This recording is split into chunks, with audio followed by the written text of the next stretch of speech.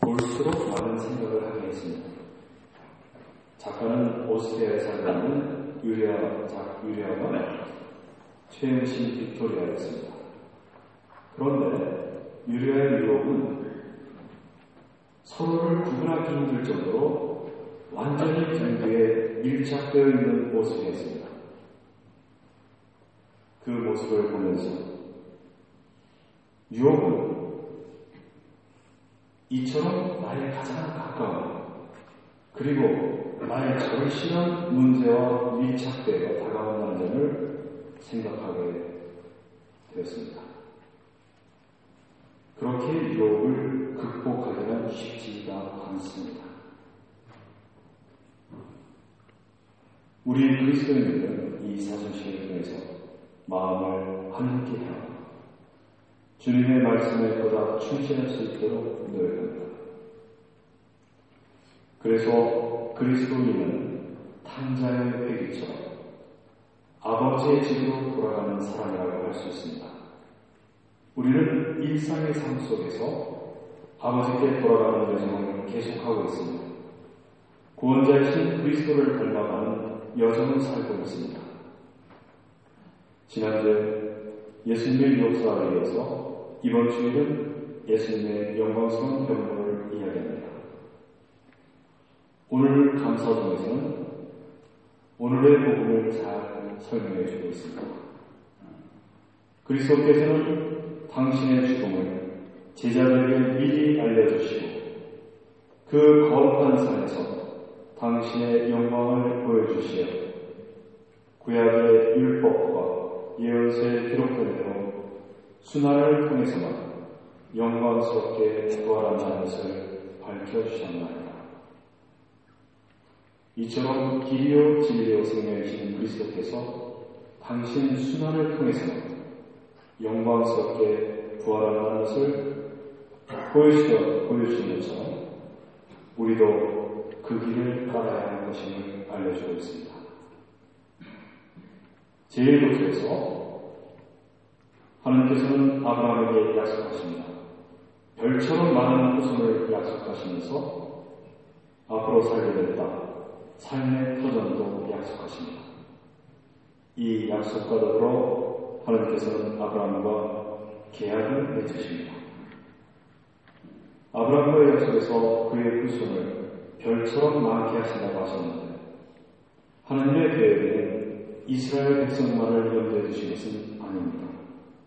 이스라엘 백성만을 염두에 주셨다면 별처럼 많은 후손이라고 할 수 없을 것입니다. 바로 신앙의 후손인 우리까지 염두에 두신 것입니다. 예수님을 통해서 모든 이가 하느님의 자녀가 될 수 있도록 특전을 받게 되었고 아브라함을 통해서 그 구원의 약속이 시작되었습니다.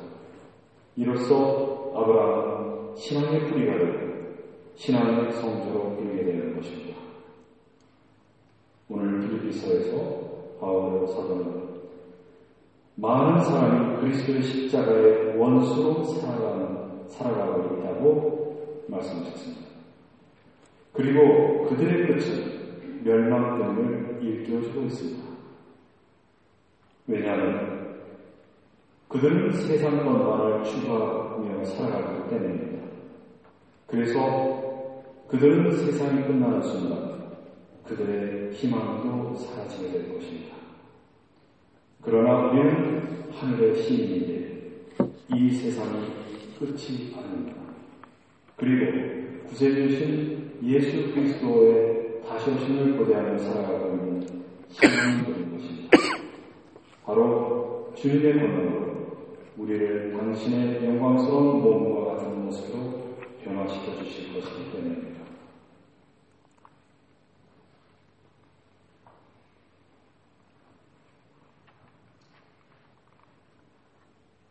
죄송합니다. 제가 글씨가 나온 거여가지고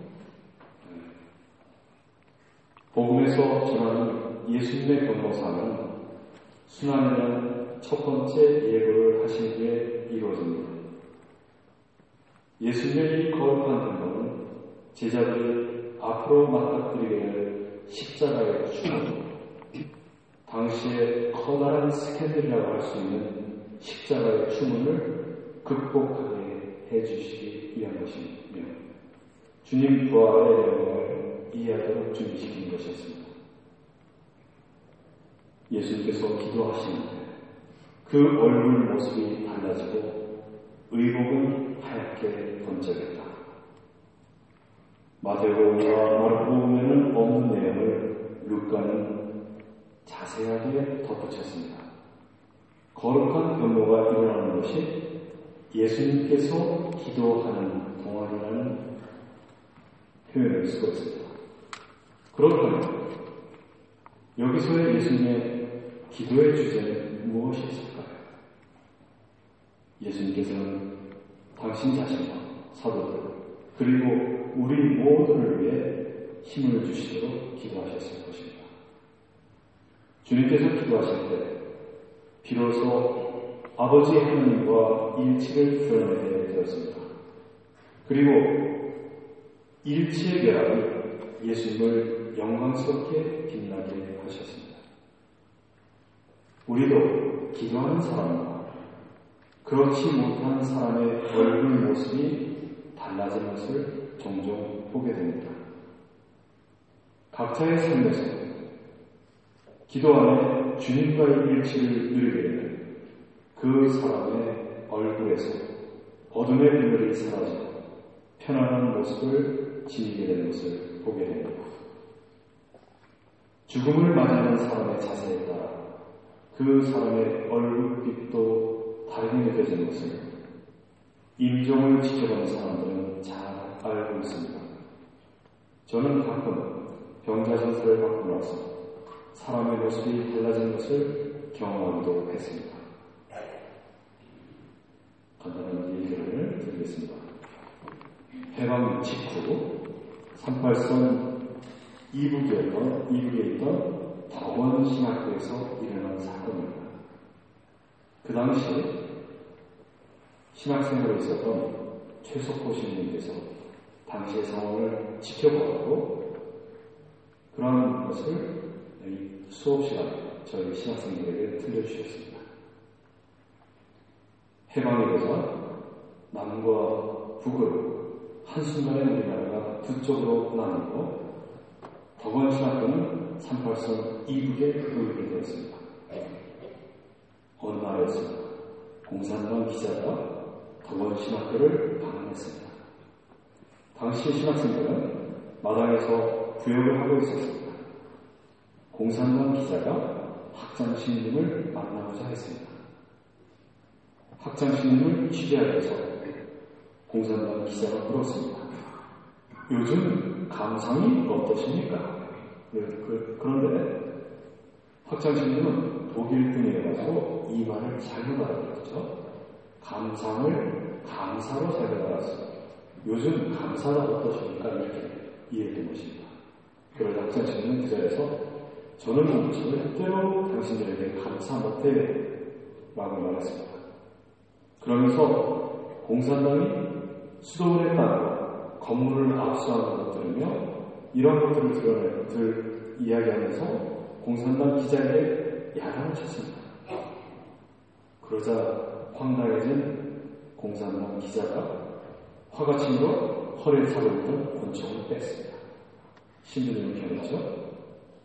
신학생들은 그걸 보고서 숨을 쉴 수가 없었습니다.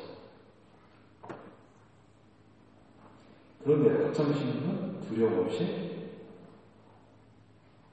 수도보 스카프를 제치면서 심장을 밝히면서 열을 쏘세요.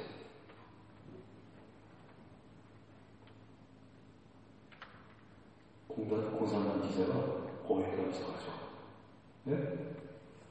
아니 죽이겠다는데 떨지 않고 오히려 여기를 쏘세요 하고 그런 그 모습을 보면서 오히려 기가 죽어가지고 총을 가지고 다시 떠나갔다고 합니다.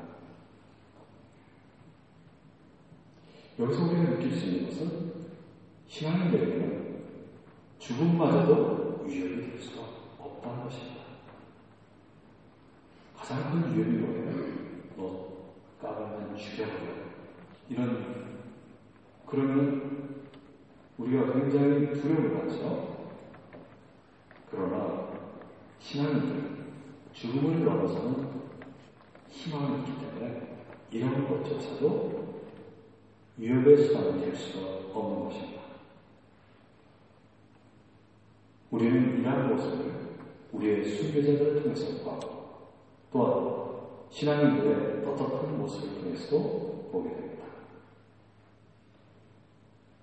길이요 진리요 생명이신 그리스도께서 하신 말씀을 따르는 것이 생명으로 가는 길임을 확신할 수 있었던 사람들이었고, 그 확장심은 죽음의 위협마저도 바로 이러한 주님의 길을 걸어가기 때문에 초연히 받아들일 수 있었던 것입니다. 모세가 예수님께서 예루살렘에서 이루신 곧 세상을 떠나실 일을 말하고 있었다고 복음 우리에게 말하고 있습니다. 세상을 떠나실 일, 그것에 해당하는 그리스 말은 엑소도스입니다. 이 말은 이스라엘인들의 이집트 탈출을 말합니다. 예수님께서는 당신의 죽음과 부활과 승천을 통해서 새로운 탈출을 제시하십니다.